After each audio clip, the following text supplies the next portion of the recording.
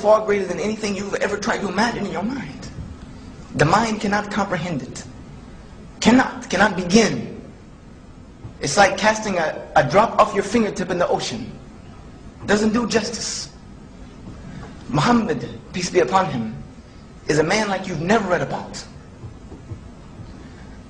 This is why we got so angry.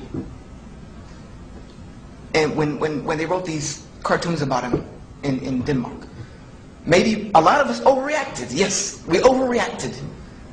But if someone insulted your mother, most of us probably would overreact, just because we love them so much. We love him so much.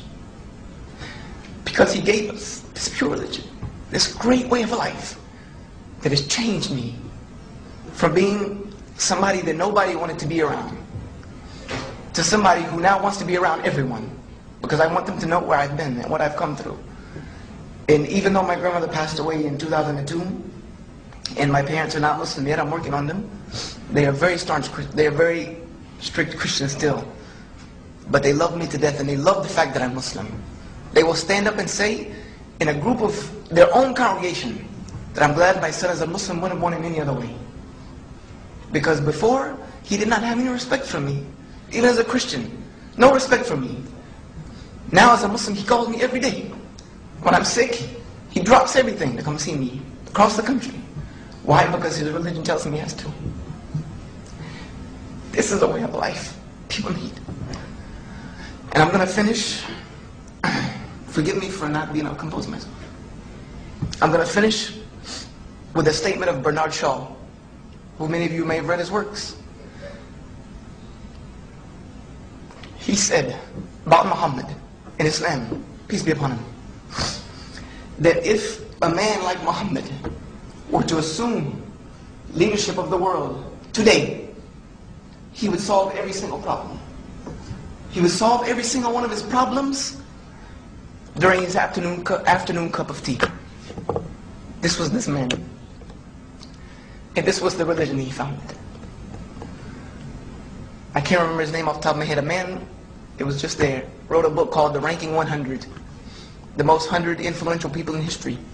I don't remember his name. It's one of those things that I've known it forever. And Michael Hart. He's a Christian. He chose Muhammad as number one. He said, because if you want to know what it means to have smallness of means but greatness of purpose, then go look at Muhammad. And go look at the religion he founded. You find it there. So that's what I'm conveying to you. I'm conveying to you the statements of your colleagues, non-Muslims. Just go do the research for yourself. Like Napoleon said, Mutta, what can it hurt you?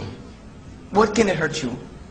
It can either be an interesting study that may lead you to understand 10 million people in this country a lot better, and 2 billion people in the world a lot better, and growing. Statistically, by the year 2015, Muslims will be a majority in the world. Statistically, we will be. So, it's just going to happen. So you will know them a lot better. Or you may find the truth. And what an amazing, amazing find that would be for such a little sacrifice, is opening a book, picking up some papers, meeting a couple people.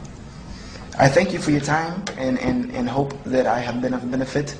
I finish by saying that there is no God worthy of worship except the one true God that created everything. His name is Allah in Arabic, which means the God, and that Muhammad is the last and final messenger to mankind, and that Islam is the truth. Thank you very much.